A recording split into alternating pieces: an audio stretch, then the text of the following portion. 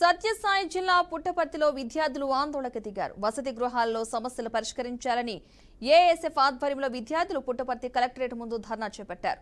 రాష్ట్ర వ్యాప్తంగా హాస్టళ్లలో అనేక సమస్యలు తిష్టవేశాయని ధ్వజమెత్తారు. ప్రభుత్వం స్పందించి తమ సమస్యలు పరిష్కరించాలని డిమాండ్ చేశారు.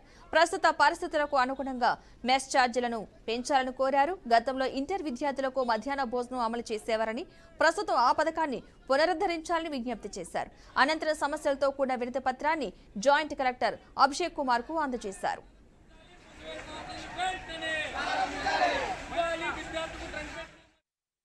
పిలుపు మేరకు ఈరోజు రాష్ట్ర వ్యాప్తంగా అన్ని కలెక్టరేట్ల దగ్గర నిరసన కార్యక్రమం చేపట్టడం జరుగుతుంది.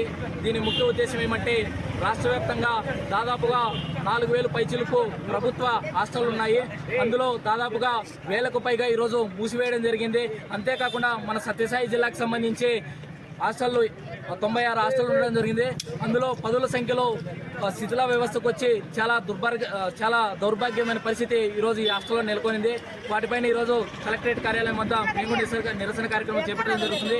ఈ సందర్భంగా ప్రభుత్వాన్ని మేము ఒకటే కోరుతున్నాం, ప్రభుత్వ పాఠశాలలో మరియు కళాశాలలో చదివిన విద్యార్థులకు ఇబ్బందులు గురి కాకుండా నూతన భవనాలు నిర్మించి విద్యార్థుల పక్షాన మీరు నిలవాలని మేము కోరుతున్నాం.